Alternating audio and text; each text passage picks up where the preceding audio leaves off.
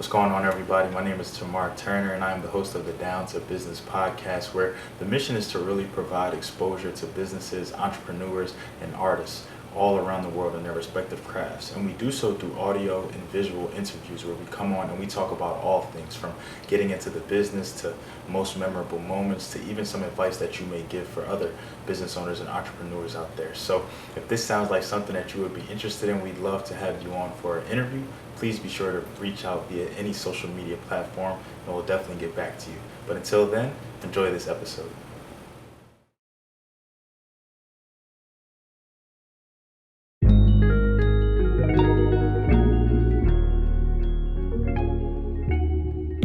What's going on? It's Tamar Turner, and I want to welcome everybody back to yet again another episode of the Down to Business podcast. And always do really appreciate the love, everybody for tuning in, everybody who promotes, everybody who word of mouth, and everybody who's sent somebody my way, whatever. I've really been able to make a lot of connections as a result of this podcast, one of whom I'm sitting down with today, Dom. He was actually somebody who, in the midst of me, like I told you guys in a previous episode, me just kind of posting, wanting to reach out to other businesses, wanting to find just dope individuals, whether it be in different states, different countries, however it happens. But he was one of the people whose business I came across via my personal page, and he actually followed me and the podcast page. We ended up reaching out to each other, connected. Some things in between happened, but yeah, here we are today. So definitely glad to be sitting down with him today. So Dom, how you doing today, bro? I'm doing well today. I can't complain. Good, good. That's always good to hear. So for everybody out there who may or may not know you, for the listeners, can you just tell us a little bit about yourself and a little bit about what brought you on the podcast today? So my name is Dominic Wyche. I'm an entrepreneur. That's what brought me on the podcast today. A little bit about myself. I'm from Philly. Born and raised, I went to Temple University. I studied marketing and I minored in entrepreneurship. I got my undergrad degree from there. And I worked for a bit in corporate America, and I found that I just wanted to work for myself and put more time into the creative gifts that God gave me that I didn't make room for before. I wanted to take some time in my life to really hone in on that. I found Tamar rather. I bumped into him. I know you said that you reached out to me on Instagram, but that was like the second connection. The first connection was when you worked at Target. So you worked at Target in Philly before you moved, and I was in there with my girl, and I was in the electronics section. I don't know what I was getting. I was getting something. That day was a bad day. I remember that day was a bad day, and you were telling me about the podcast, and honestly, I didn't even want to talk to you because around that time, my mom passed away, like during that time, so I didn't even want to talk to anybody. My day was just terrible, but something told me just to speak to you, and I did, and after that, my day actually did turn around, and I felt like I wanted to help and contribute to you and to help others through my story and through the gifts that God gave me. So that's how that happened. Actually brought back some memories for me too. First and foremost, do want to extend my condolences to you, your family, and everybody. As somebody who can relate to that, who also lost their mother, I definitely do know how that feels, and I know that that was something that we talked about. And I remember that when y'all were buying something that I noticed about you, y'all had the mask on. Whitney's Yeah, mask on, yeah. and that's when I was saying, oh, we started talking about the podcast, so all of that, yes, and then eventually we did reconnect on Instagram. Okay, so I and that's when forgot I was about able that to too. yeah, Yeah. yeah, yeah. So that's when I was able to see that you are currently running Diversity. So can you just tell us about Diversity Hair Network, how you came to start that and what you're doing right now? So how I came to start it, it was a journey. So the first part of that journey took place at Temple University. The business it is now, it wasn't what I envisioned at first.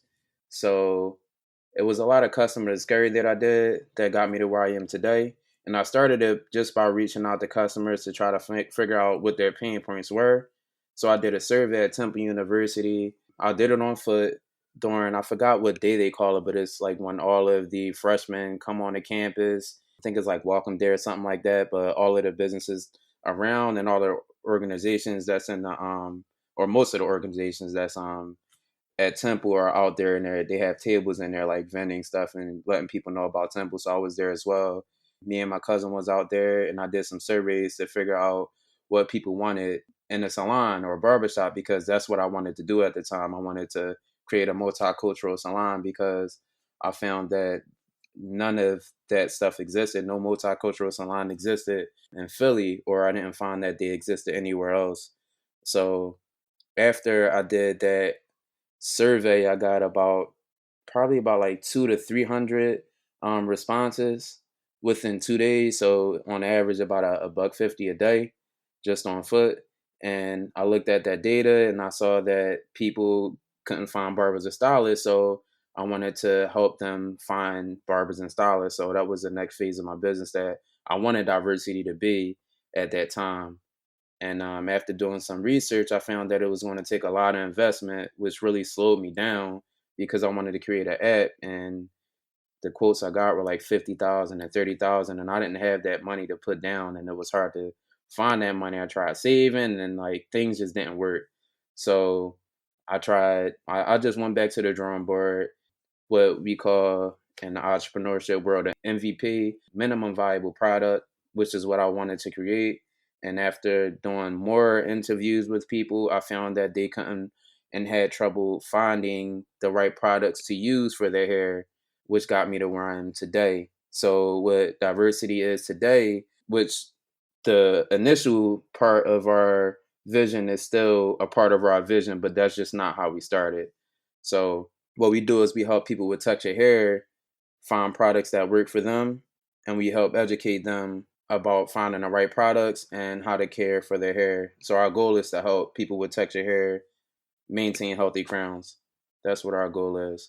It's always interesting to hear how you can kind of come in business or start or initially, I guess, plan something or more so come in with a goal, and then how over time, how just after experimenting, how different, whether it be customers, just testimonials, reviews, experiences, whatever the case may be, how sometimes it can cause you to adapt and then adopt new techniques. Just in thinking about how you said you initially came and started with one thing and now kind of what you're working towards. Something interesting that you said to me too, something that really stood out was about all the data and all the research you had to do with all the responses you were getting. So how was that process? Are you someone who is good kind of with analytics and stats and things, so it was kind of just a breakdown for you? Are you good with numbers? Like myself, I enjoy math, so that sounds like something that might have been interesting for me. Or are you someone who kind of just had to learn as you went? Maybe you brought in other people to kind of help you with that. What was that process like?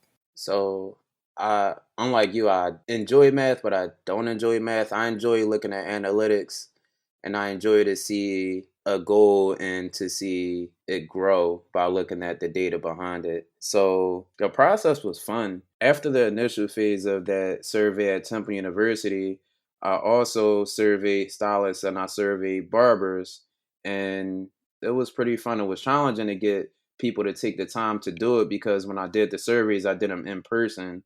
So the scheduling and stuff was kind of crazy, but it was fun and it was insightful. And I found that more stylists and more barbers were interested in my vision more so than I thought. And also, so after the phase with like interviewing the stylists and barbers, I was also interviewing people as well to see what their pain points were with stylists and with barbers. And then after those interviews, I started interviewing people to figure out how they manage their hair care and what gaps were there, like some things that they needed help with and some things that they already like know themselves. And that was fun. So it was initially about like four different phases of interviews. One was at Temple University. The second one was with barbers and stylists. And then another one was kind of barbers and stylists mixed with questions about hair care and maintaining hair care. And the last one was more focused on just how they manage their hair care and what gaps they had with what they knew versus what they needed help with. That's definitely interesting to hear. And even more as you were talking, just in everything that you learned and everything that you had to do, it really sounded like something that would be right up my alley once again. But no, I'm definitely glad that you were able to kind of learn, gain that knowledge. And like you said, you have fun with it. So that's always something that'll even continue to fuel the fire, continue to get you to chase your passion and really want to do something. Something that I'm really interested in too is just in hearing about, so how you're working with these barbers and stylists. So in working with these barbers and stylists, is this something where, well, obviously you're connecting with people in the Philadelphia area, but is this something where you're looking to take diversity maybe to new heights, maybe to new cities, maybe to new states, and be able to connect with people all across like the country, all across the globe? And what would that process kind of look like for you if moving outside of Philadelphia? So moving outside of Philly is definitely gonna I'm gonna need a strong foundation for my business, which I'm working on now. So growing is, it sounds like an easy thing and everyone wants to grow, but you have to start somewhere first and you have to solidify where you're at.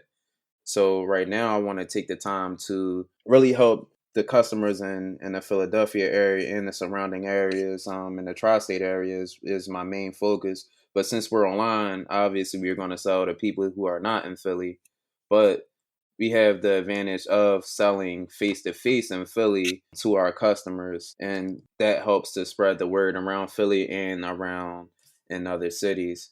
And as far as the growth aspect, to touch on it again, what we need to do to reach that is a high inventory turnover. We need to spend more time on selling and getting the word out there, because it's no use to having products if you're not moving them, and really looking at how fast the inventory is actually turning over, and then seeing what more investments you may need, because when you make more money, you're going to have more problems, and you're going to have I'm going to have staff to help with that, because right now it's just me. My girl helps out sometimes when she can. I'll get my niece, like when we're doing events, to help out. But obviously, as we grow, we're gonna need more legwork.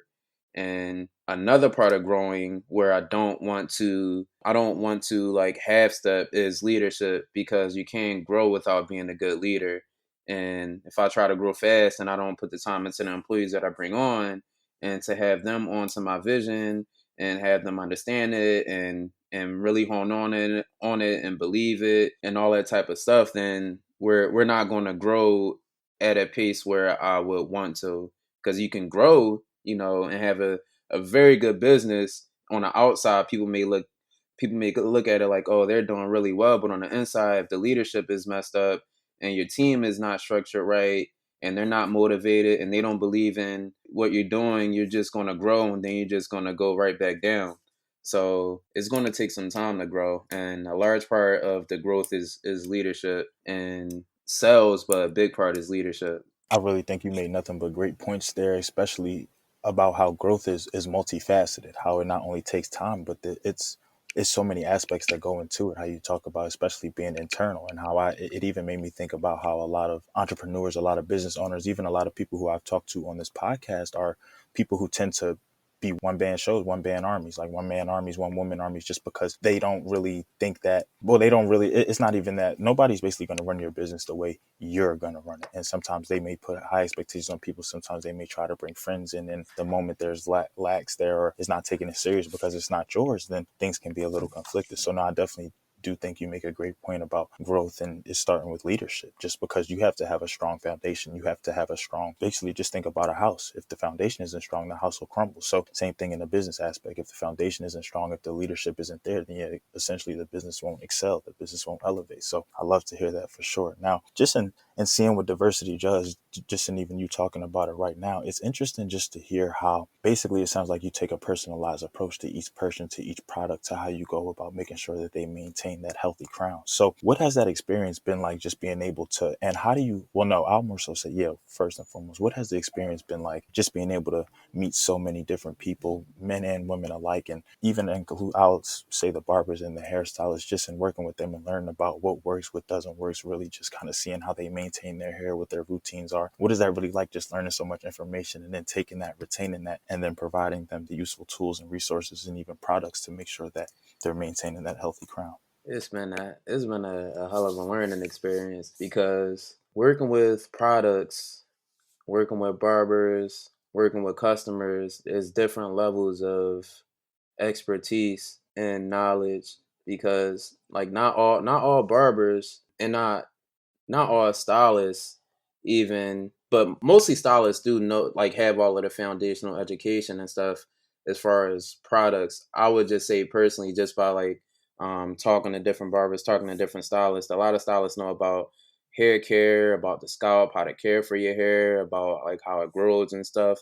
But a lot of barbers may not know that information, because some barbers may just go to barber school. I'm not sure how the process goes, because I haven't went myself. I wanted to, but I know you learn the foundational things of cosmetology probably in barber school, but you don't really do hair all day long, to work with people with longer hair that have to really help them to maintain it.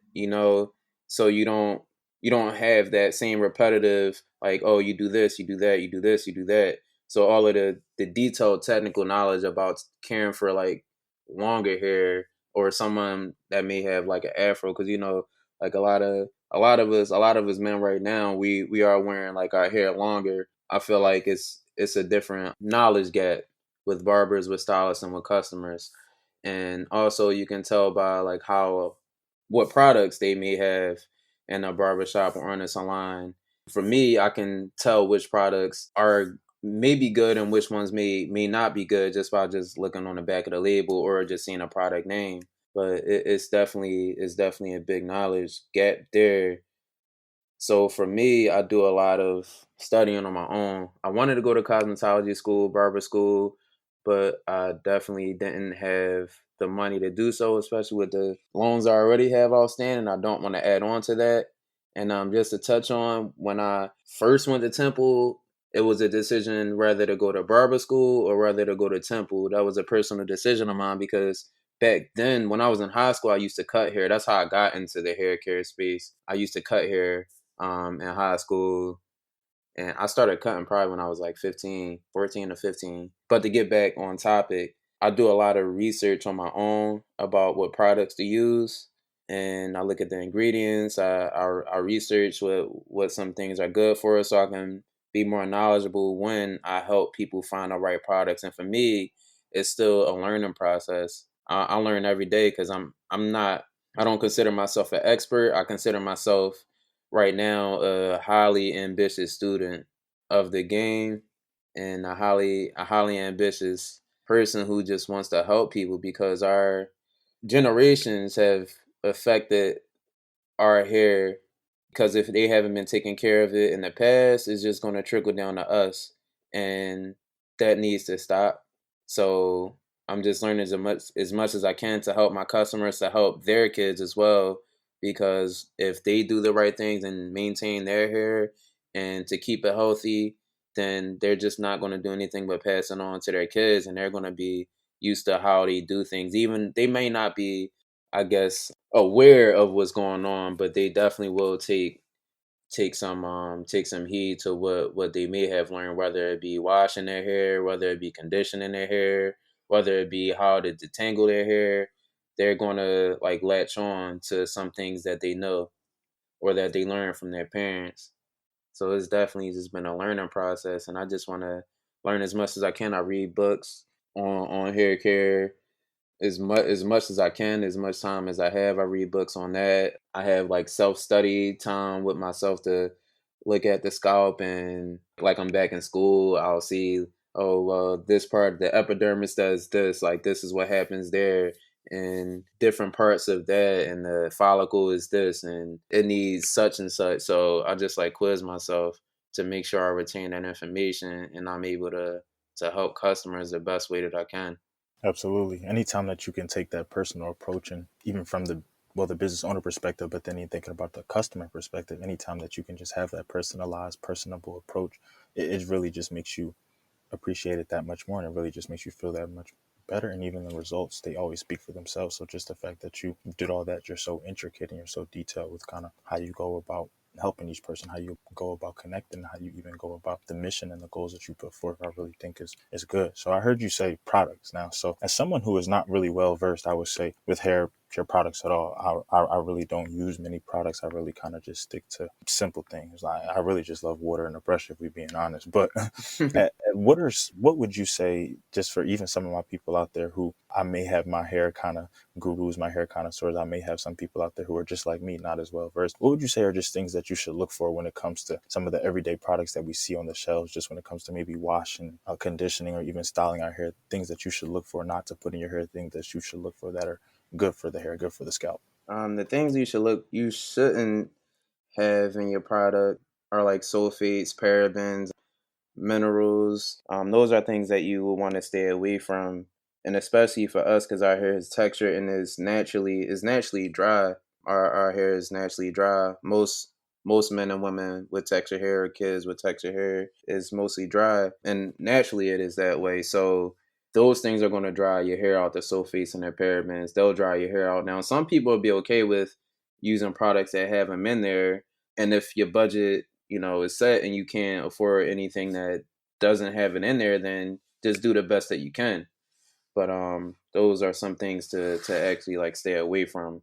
A big thing is having a routine though. So I would advise to work backwards. I wouldn't advise to like just go to the store and just start buying stuff. It would be better to have some type of simple structure to go into the store with. So if you have a hair care routine, a basic one would be just shampoo, condition, deep condition, and you could also pair that with what they call the LOC method, which is liquid oil cream. And it probably sounds like a lot, but it's stuff that you have seen before. So if it was like a LOC method that you would use for your hair, is a regular like maintenance schedule for someone like short hair or someone like medium length hair like me, I would just put some liquid oil or a leave-in conditioner in, and then I will put oil in after that, and then I will put some type of cream or butter to help seal the moisture in. So definitely start off with some type of structure before you run in and start buying the products. You can also just look and see what you have in the house already before you just start spending your money, especially if you're serious about it. You don't want to spend your money on something that you don't really need to. I hope, like me, y'all start keeping sticky notes and or your phone next to you when you listen to these, just because he just dropped some stuff that I didn't even know about. I had to start taking notes myself, and even when I go back and listen to this, I'm gonna definitely make sure I get all of that, because I really do think a routine is important. I really do think that that's something I can say that I struggled with over the years, whether it be me just adopting new styles and still not being able to find a new routine or not being used to it, or even when I have my style of just the kind of the low cut with the waves, I'm not always consistent. Some nights I won't wear the do rag, some nights I won't brush as much as I should, or I won't kind of moisturize it like I should, or whatever the case may be. So I think that that's something that I need to kind of be better with too, just in thinking even now too, just being more consistent with that. So now, when it comes to, well, whether it be from a business aspect, whether it be from the actual hair care aspect, and or maybe even just about yourself, what would you say are some lessons that starting diversity, kind of working with other people, connecting with other people, has really taught you about, like I said, whether it just be about life, whether it pertains to business, or whether it just pertains to hair care?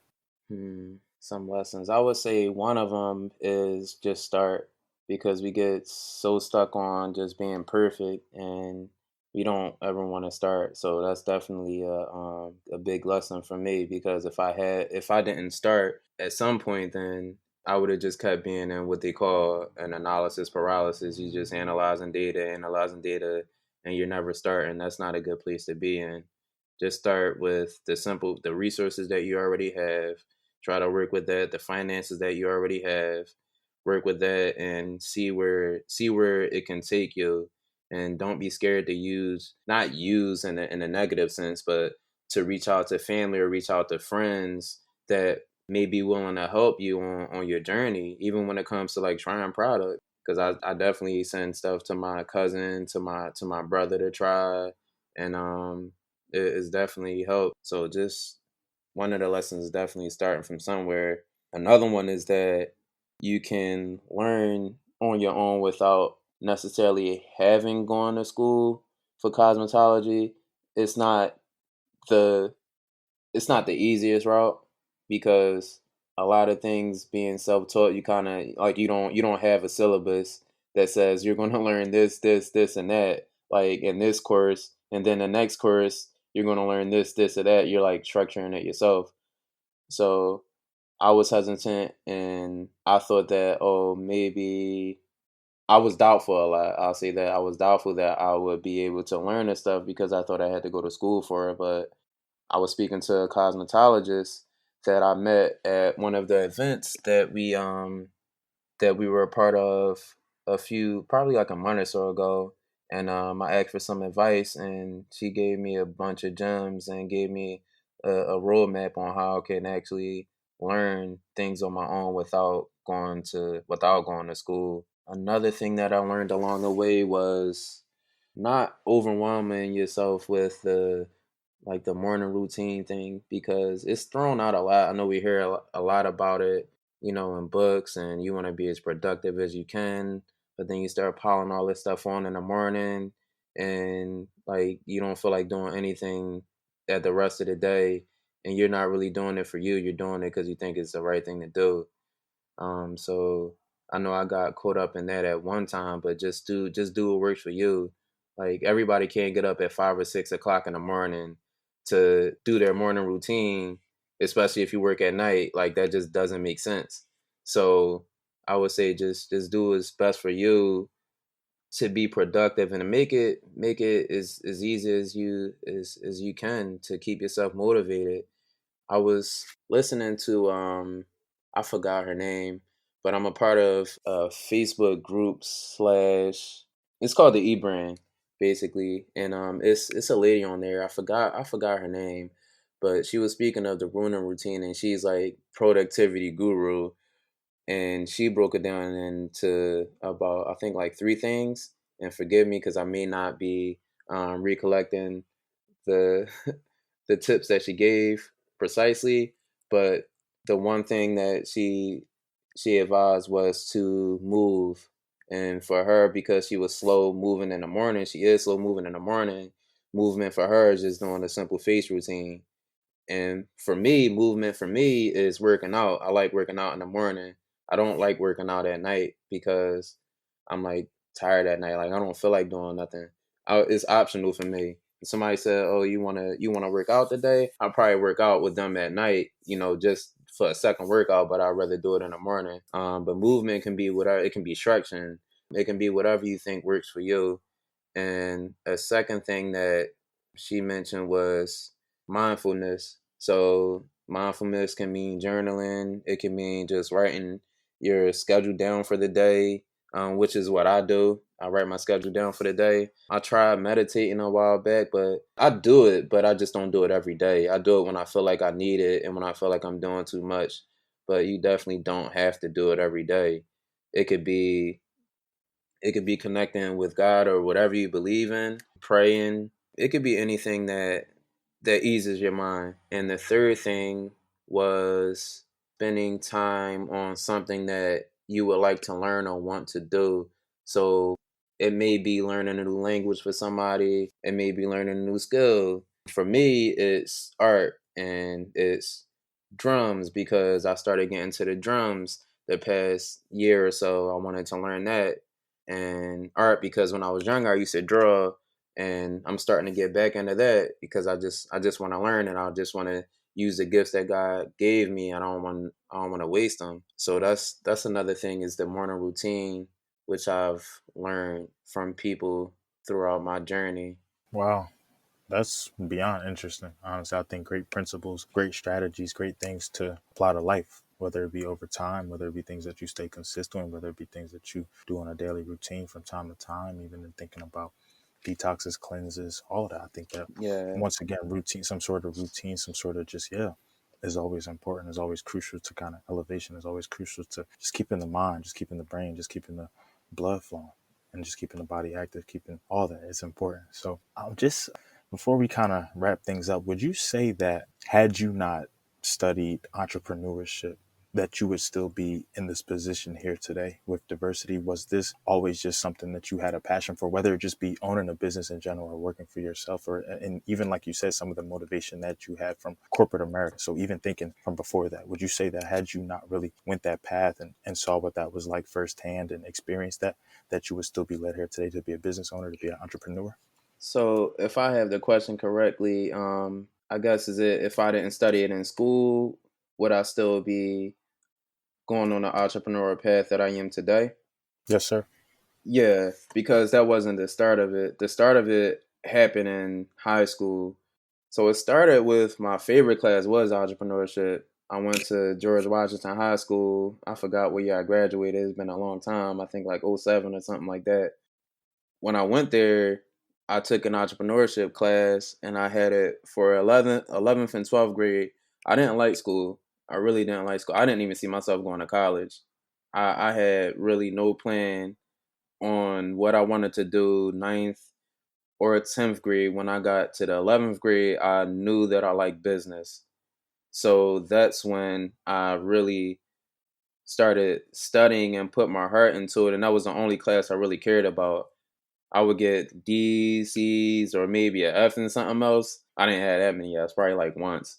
But yeah, most of my energy was for that class and entrepreneurship, and I wrote my first business plan in that class. and I felt good. So it was a barbershop. It was called Wyche's Barbershop. And the barbershop definitely used to exist. I just wanted to make a new one. I didn't know what I wanted to do. I was still in high school, but my uncle was a barber. And the name of our barbershop was Wyche's Barbershop in West Philly. But I wanted to create a barbershop, so I did a whole business plan on it. When I did the presentation, like I didn't need any type of notes at all because I was so passionate about what I was saying. And like I got an A on it. The biggest thing was how everybody else responded to me because I was very quiet in school, but I was so passionate and so bold when I was speaking.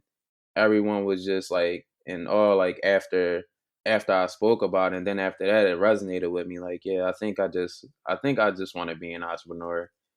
That's what I want to do. I want to be an entrepreneur. So that's really where it started. Okay, I like that. George Washington, I definitely do know some people who went through there and even still took the same route that you took as well. So, not even saying that there's any correlation, but it's really just interesting just to see how the many paths that can be taken, whether it be some people going to high school, some people not going to high school, some people then going on to trade schools or traditional 4 year college institutions or HBCUs, PWIs, and really just still ultimately still gravitating towards the same thing, just wanting to own your own thing, just recognizing that, whether it be because you don't want to continue to pursue and further someone else's dream, whether it just be because it's always a dream that you've had, whether it just be because you might have took a leap of faith, really just found a Right, right. passion, really even just found a hobby and really just said, okay, I want to do this. But I just love to see how many people come from different paths, different perspectives, hearing the different interviews and just sitting down with different people and even just scrolling through pages and really just the creativity, everything that we have out here and that we can take to the next level. So what's something you feel about diversity or even about you or even about just business or entrepreneurship that you feel like we haven't touched on in this episode that you think the people out there should know? It's a tough question. I really gotta think about that. One of the things that I would say is not to overwhelm yourself, especially if you want to learn on your own, was different videos and following like 10 different people to trying to get advice from. That's just gonna overwhelm you because every time you see a new video, you're just gonna click on like, I need to learn this. I would first start with probably following one or two people, like narrow on the people that you have been watching or following for a long time, narrow it down to like one or two people and really listen to them. And if they have actionable work to do, do that actionable work and build a foundation on that. So that's definitely one thing that we haven't touched on that I would advise for anyone that's looking to be an entrepreneur. Also, I would say if you don't do it already, save for yourself and for your business. It don't have to be much. Like for me, I treat it like a bill. I save like, I'm just on throwing numbers out there. You could save about like $50 every paycheck or $25 out of every paycheck and allocate that to your business. Or you can even have every 2 weeks, if you get paid every 2 weeks and your budget only allows for $30, you can allocate $15 to your personal savings and $15 to your business.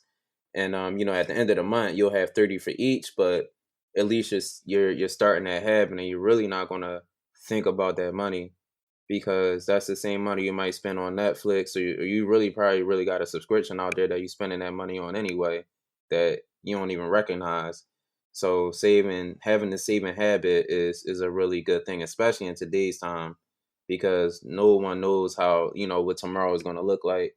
So we definitely have to have some money saved. Absolutely. And I mean, more, man, that couldn't be more true, especially now. Economy, pandemic. Who would have thought that we would be in this position right now for months?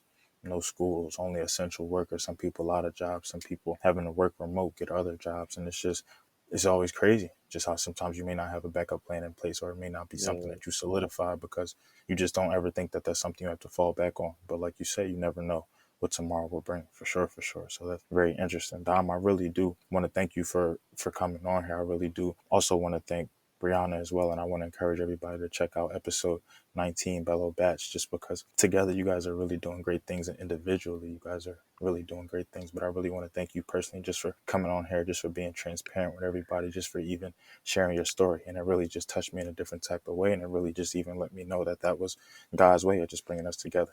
of us needing to come together, of us needing to have this conversation, of us needing to reconnect and continue to connect, continue to elevate one another, continue to elevate ourselves. And I really, like I said, from the bottom of my heart, I do appreciate it. I'm glad that you were able to come on here. I love to see everything that you're doing. I love to hear about everything that you're doing and have planned and have even learned. And like you said, you really just want to be that influence. You really just want to kind of change and help people one person at a time, one crown at a time. So I really do want to thank all my listeners out there as well for tapping in always, for always showing love, for always progressing and elevating, promoting. It never goes unnoticed. So this has been another episode of the Down to Business podcast here with Tamar Turner.